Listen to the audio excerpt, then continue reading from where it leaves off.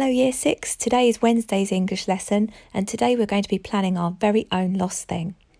Now you're going to need to return to the technical vocabulary list that you made yesterday because today as we watch and look at some of those mysterious, incredible lost things that were in that utopian world, we're going to ask you to think of your own language choices which will describe your lost thing and which technical vocabulary would best describe the materials your lost thing is made from, how it moves, how it communicates, what its behaviour is like, all of those key details. Now let's just re-watch that part of the film to get some inspiration for our own designs.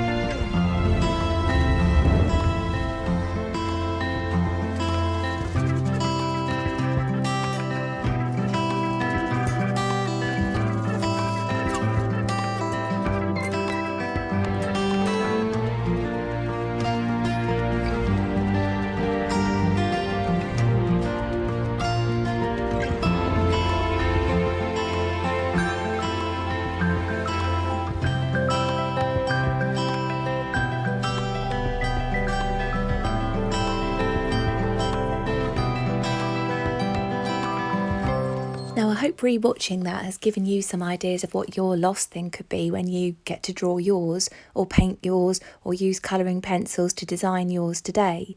Just taking you through some of Sean Tan's other pictures of lost things. Notice how they're not beasts in a true sense. None of them are really mammals. They don't have fur. They're all things that would be discarded, broken, things that you might find at the bottom of a drawer, things indeed that would be lost. They all seem industrial in some way. And that's what's going to help us really describe them with that technical vocabulary. So the first thing for you to do today is design your lost thing on any piece of paper. You can do it in colour if you want, you can do it in pencil sketch, however you'd like, but you're going to produce it just like a page from the book, What Miscellaneous Abnormality Is That? I'm showing you how I'm annotating this drawing to describe the different materials that it's made from, the different key features here. So after this one has been drawn, I've just added on all of the details that have come to mind.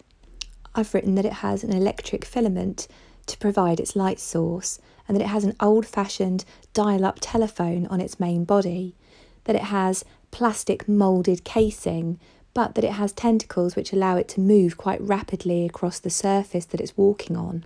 You can see how I've completed it here and of course given it a name. Now I'm going to have another go with another lost thing here in pencil sketch so that you can see all of the details that I'm adding.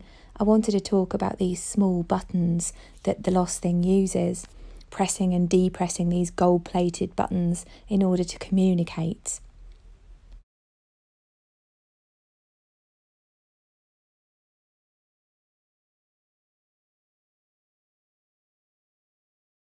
I've decided that this lost thing would be powered by electricity on occasion, but when it can't be on charge, that it would actually be wind powered because it's got a set of bellows in the middle because it's a sort of accordion concertina, so that's how it would be powered if it wasn't able to be put on charge from time to time. Next I've thought about how this lost thing would move, so I've moved on to these fleshy tentacles at the bottom and I've decided that it's got these kind of feet so that it can rotate 360 degrees because you can see it's a musical kind of lost thing, so I've decided that mine is going to be a bit of a dancer.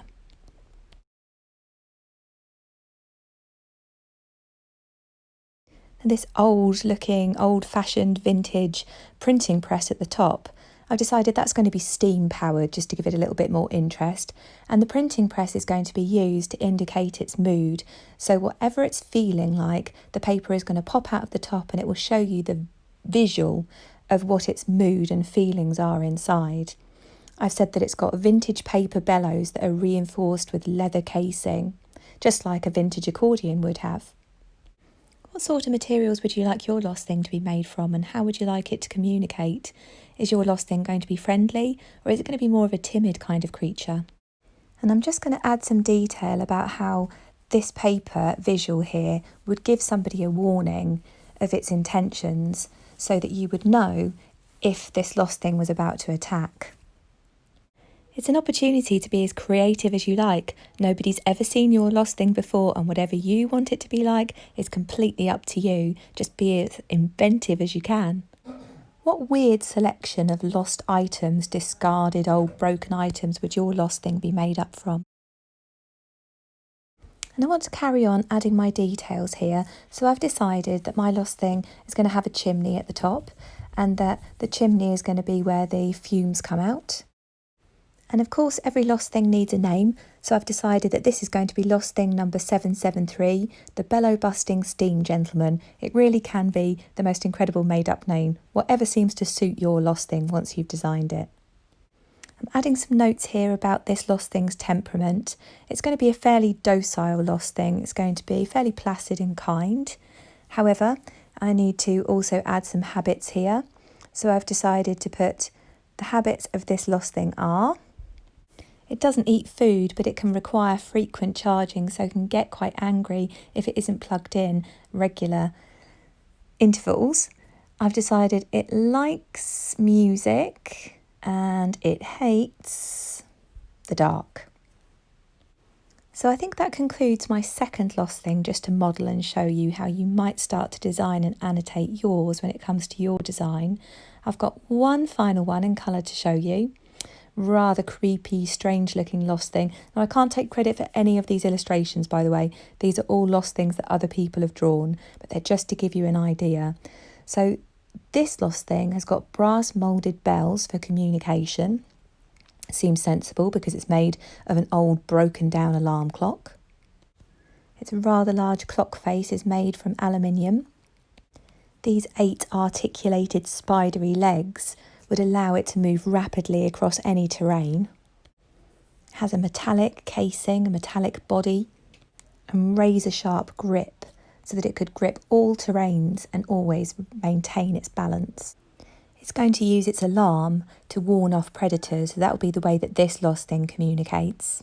It has chrome-plated legs, and its habits are that it likes to creep up on other unsuspecting lost things and steal shiny pieces of metal from it. I've decided this one is going to be a bit of a thief.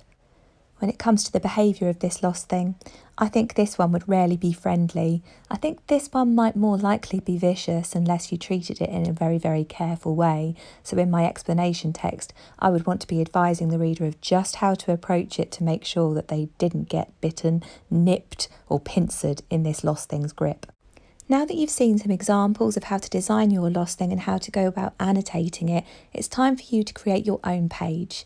Remember to add what interesting features it has in your drawing and annotate that all around your design. What materials is it made of? Really try to use some technical language here, and there's a list of technical language on the Google Drive to help you. How will yours communicate? Also, what are your lost things' habits and behaviours? Now remember, it's time to have a bit of fun with this with your design. It doesn't have to be in any way real, it just has to be made of lost, discarded things. And what would its unique name be? Make up something really wild. Have fun with this one today, everybody. Well done. See you tomorrow. We can't wait to see all of your designs.